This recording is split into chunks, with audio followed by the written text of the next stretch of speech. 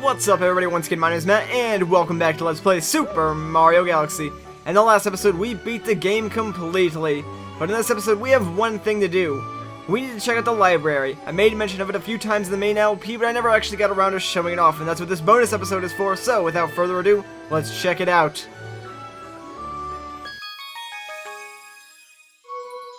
Ooh. Let us begin.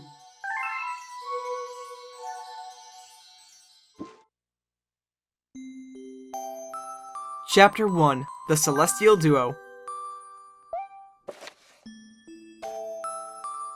Our story begins a very long time ago, with a young girl. One day this girl spotted a rusted starship, holding a small star child.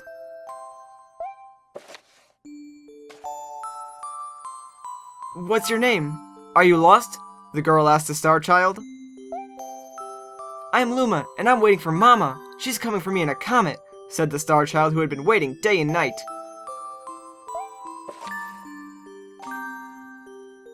"Don't worry, I'll wait with you," the little girl promised Luma.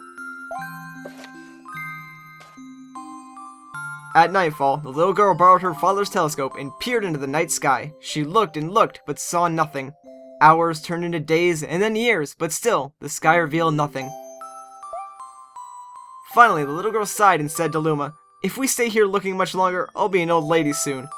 But then, she had an idea. "Why don't we go out there and find your mother ourselves?" The girl and Luma fixed up the rusted starship, and the two of them set sail into the starry sky. And this is how the search for the Celestial Mother began. Chapter 2. Starbits. Days passed with no sight of the comet or even a single planet. Instead, asteroids extended as far as the eye could see. "If I had known it was going to take this long, I would have packed more jam," said the little girl above the rumble of her belly. Before they left, she had packed all the essentials: telescope, butterfly net, stuffed bunny, bread, milk, jam, and apricot-flavored tea. But I forgot to bring water. At this, Luma burst into gales of laughter, and the little girl began to pout. "As long as I have starbits, I'll be fine," said Luma. "Want some?" The little girl couldn't stay mad after hearing this. Luma continued to laugh, and the little girl couldn't help but join in. "Alright, maybe just a nibble."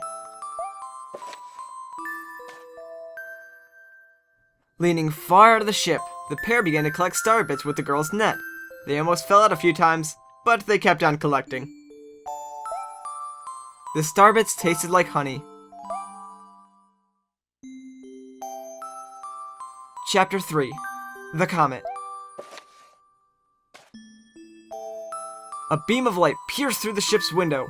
Thinking it was the morning sun, the girl peered through the window, only to find a turquoise blue comet shimmering at her.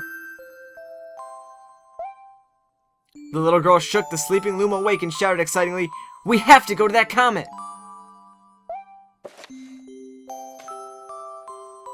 The pair descended on the comet and found that it was made of ice. They looked high and low, but Luma's mother was nowhere to be found. Exhausted, the little girl sat down with a flop, utterly unable to take another step. "Look!" Peering down at the icy ground where Luma was pointing, the girl suddenly noticed a cluster of starbits encased in the ice. "Pretty good, huh? Finding starbits is my specialty," said the Luma, beaming. "There's ice here, but it's so warm. I'll bet there's water here too." The two decided to stay on the comet for a while. Riding the turquoise comet, the pair continued their search for Luma's mother.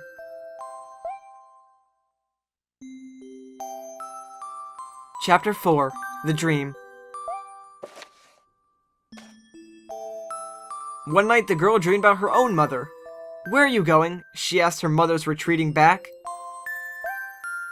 Without turning, her mother replied, "Don't fret, dearest. I'm not going anywhere. I'm always watching over you, like the sun in the day and the moon in the night."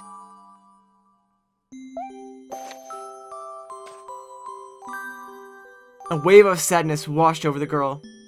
What about when it rains, and I can't see the sun or the moon? Her mother thought for a moment before responding. I will turn into a star in the clouds and wait for your tears to dry.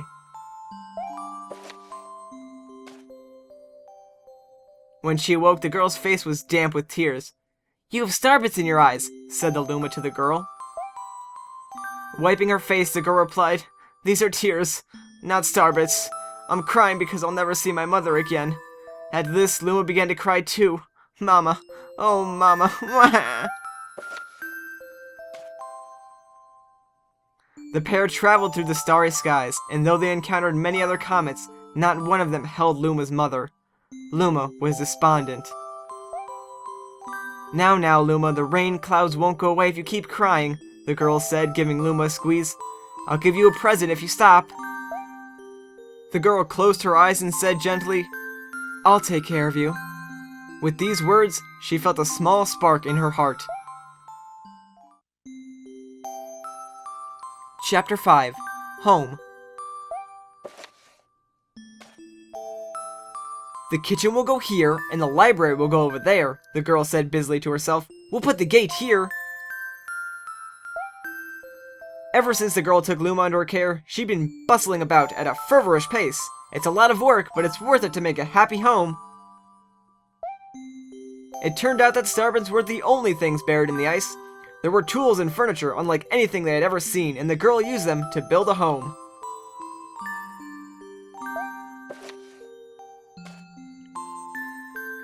Looking at the completed house, Luma remarked, Don't you think it's awfully big for just the two of us? With a library, bedroom, kitchen, fountain, and gate, it was certainly spacious, but still, something seemed to be missing. If only my father, brother, and mother were here, the girl said wistfully. Indeed, the house was too large for its two small residents.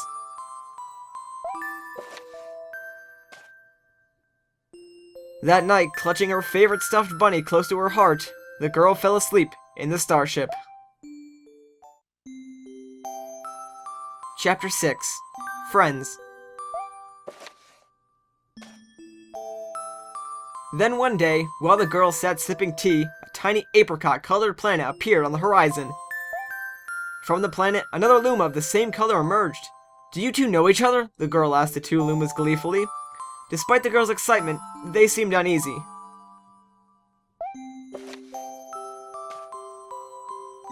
The two Lumas neither drew closer nor backed away from each other. Instead, they just stared. Then one Luma broke the silence. My mama! At once, the apricot Luma parroted back, My mama, my mama! My mama, my mama! The two Lumas began to dance around the girl frantically, and neither showed any sign of stopping. The girl was so charmed by this adorable scene that she couldn't help but laugh. And then, that's when something very strange happened.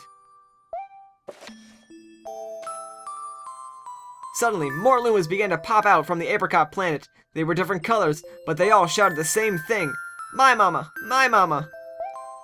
The sight of all the shouting Lumas only made the girl laugh harder. What am I going to do with all these children? The Luma just stared blankly as she doubled over laughing. I guess we'll have to name each and every one of you. Tomorrow, once she had finished naming them all, she would begin moving all the Lumas into the new house.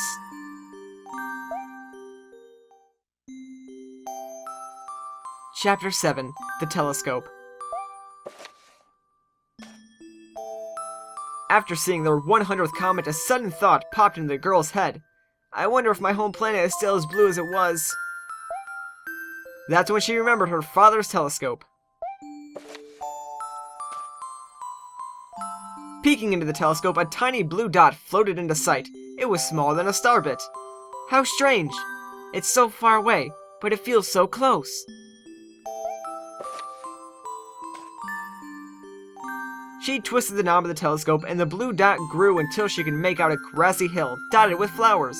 It seemed very familiar to her. Zooming even closer, a terrace on the hill came into view. I used to go stargazing there when I lived on my home planet.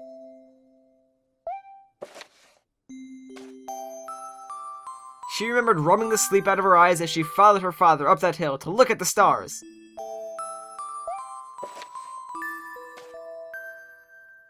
She remembered how she and her brother would sled down that hill. She remembered having picnics with her mother on that hill on bright and windy days. And I want to go home. I want to go home right now. The girl burst into tears and the Lumas didn't know what to do. I want to go home. I want to go back to my house by that hill. I want to see my mother. The girl was shouting now, her face wet with tears. But I know she's not there. I knew all along that she wasn't out there in the sky because...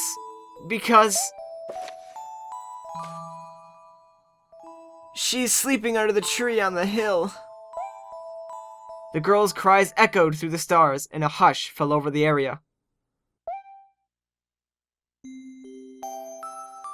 Chapter 8. The Wish.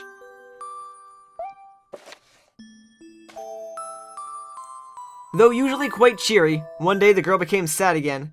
Luma drew close and tried to comfort her. Mama, you still have me. And don't be sad about your mama, because she's a part of you. That means she's always close by. It's like me. I love Starbits, because they remind me of my mama. No, the girl said, unable to stop the tears. A lonely look flickered across Luma's face, but it was soon replaced by a wide grin. I have an idea! I will transform into a comet, a soaring comet that can carry you all on this journey! With that, Luma, trailing bands of white, soared high into the sky and just as quickly started to plummet back down. Kaboom! Kablam! The ground shook, and a bright light poured out of the crater that Luma had created. The bands of light twisted together to form a comet tail. And then Luma emerged, reborn, as a comet.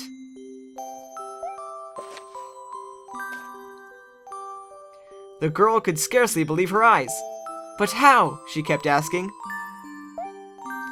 Our destiny as Lumas is to transform into different things, said a red Luma who had suddenly appeared. Stars, comets, planets, we could become all of these. When I grow up, I want to be a star that makes someone special smile, said a green Luma. A blue Luma chimed in. That Luma turned into a real cutie of a comet, didn't he? All of the Lumas together said, No more crying, Mama. Thank you, said the girl in a whisper, and she pulled the Lumas close and hugged them. From that day on, Starbits no longer fell from the girl's eyes. The comet set forth for the girl's home planet, its long tail blazing proudly behind it. Final chapter. Family. With its many Lumas and telescopes, the comet was quite a sight to behold. The girl and the Lumas were proud to call it home. At a welcoming party for a new Luma, the girl gathered everyone in the kitchen and said in a louder voice than usual, Alright everyone, let's make a cake sprinkled with Starbits. Then it will be a star cake. The Lumas excitingly began to gather the ingredients. As she watched the Lumas scurry about, the girl smiled and thought to herself, This is my family now, and I will stay with them until they're ready to leave the nest. And when they do leave, I'll see them off with a smile. Because that's what makes a mother happiest. That night, when the girl lay down to sleep, a soft light enveloped her and reminded her of the blue planet she once called home. But it would be nice to return home every once 100 years to nap in my favorite sleeping nook. The comet carrying the Lumas and the girl continues on its journey to this very day. With more family members in tow than can be counted, it's said that the comet visits the girl's home planet once every 100 years, its proud white tail glittering in the sky.